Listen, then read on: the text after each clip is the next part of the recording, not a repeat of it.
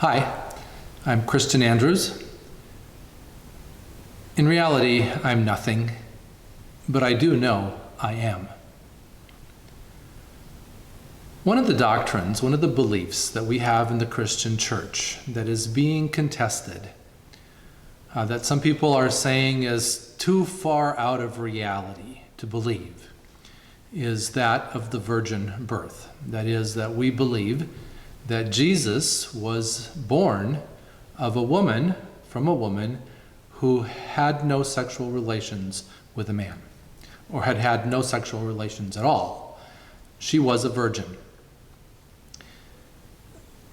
I suppose from Mary's perspective, there might have been a reason to lie. I don't think she would have. She seems to have been a person that was a believer within her religious system. She would have known that lying was immoral, wrong. And yet, if we look at the circumstances of her pregnancy, I suppose that she had a lot to lose. She was betrothed to a man named Joseph, and in her culture, betrothal carried the same weight legally as marriage. The marriage had not been consummated yet, but to break the betrothal was the same as divorce. And so for her to suddenly show up in town pregnant, knowing that Joseph was not the dad, it could have been easy for her to lie, to invent this story about having been visited by an angel, about the presence of the Holy Spirit, and that the child within her was the child of God.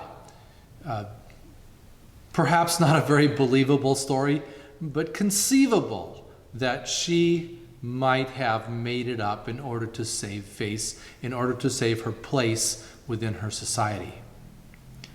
Joseph, however, is a completely different story. And if we look at the story of Joseph, we can see absolutely no reason why he would have bought into that kind of story if it wasn't true. He had a lot to lose. How could he, in his society, have taken this woman who was pregnant, and he knew it wasn't his child?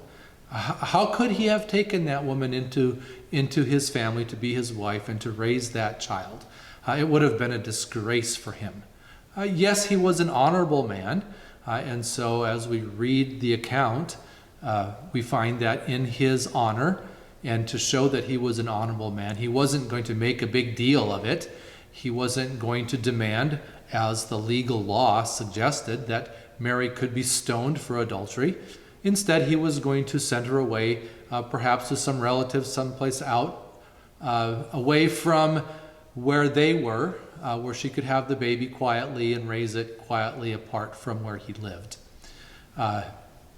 The text says that he was going to put her away quietly, and we understand that that would have been divorcing her, that is, breaking that betrothal relationship.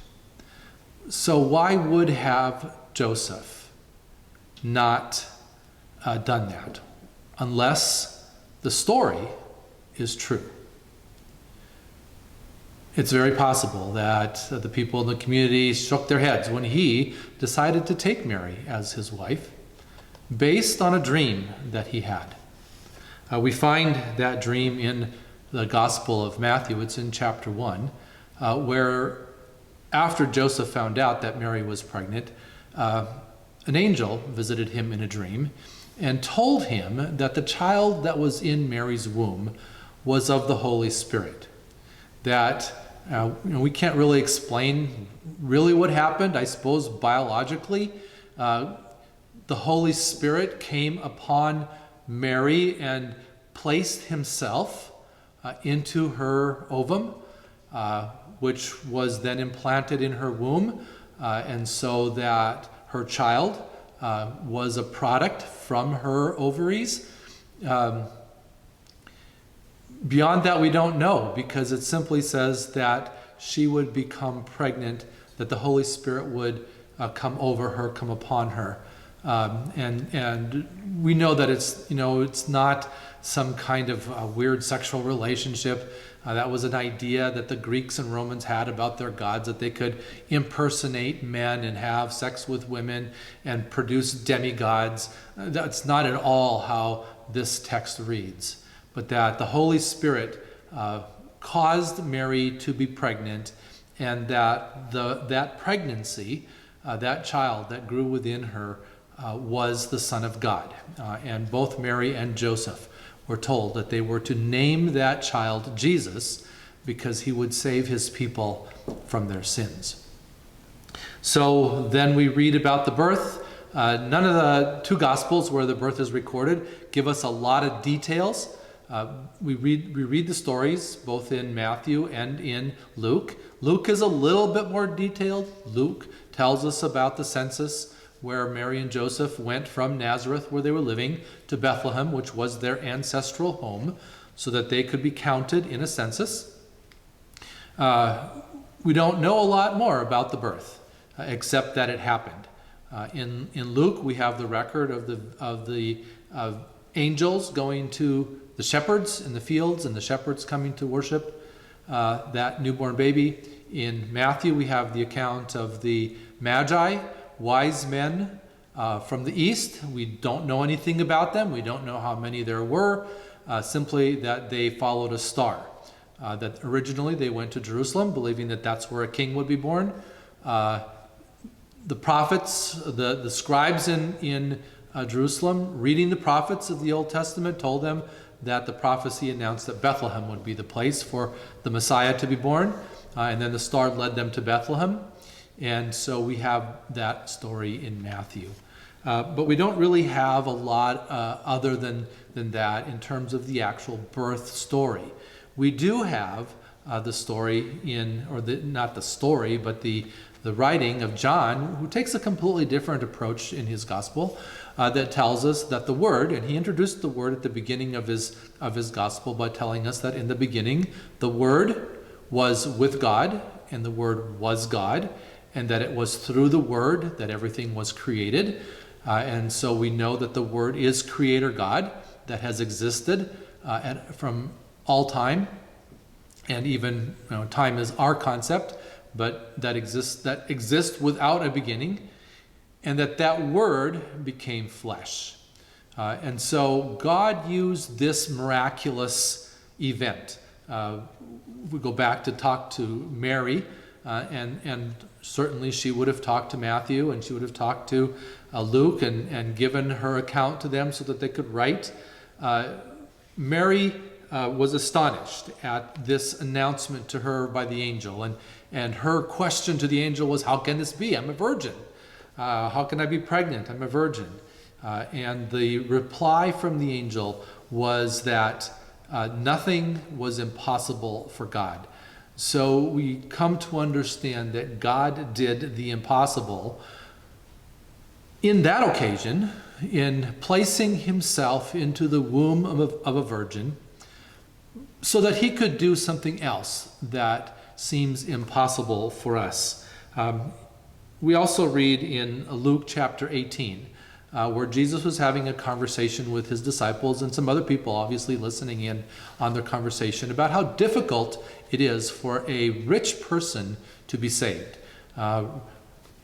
In his view, rich people had a lot of things that would draw them away from a relationship with God. And so it was difficult for them to give up the comforts that they had for the following God that could cost them much. And the disciples were amazed because in that culture, if you were rich, it was believed that it was because God was blessing you. And so they were amazed, and they said, well, if a rich man can't be saved, then who can be saved? And Jesus spoke very similar words to them, that this process of salvation might be impossible for humanity, for us humans, but that it was certainly not something impossible for God to do. And so God, knowing our desperate condition, knowing that the wages of sin is death, as the Holy Spirit wrote through the Apostle Paul to the Christians at Rome, knowing that because of our rebellion, because of our sin, we have to experience this eternal separation from God.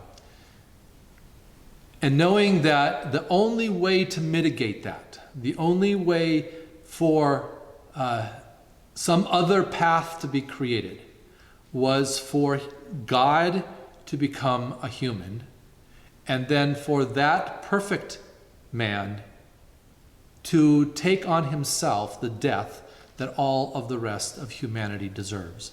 So we read in the second letter to the Corinthians in chapter 5 that he who knew no sin became sin so that we could receive his righteousness.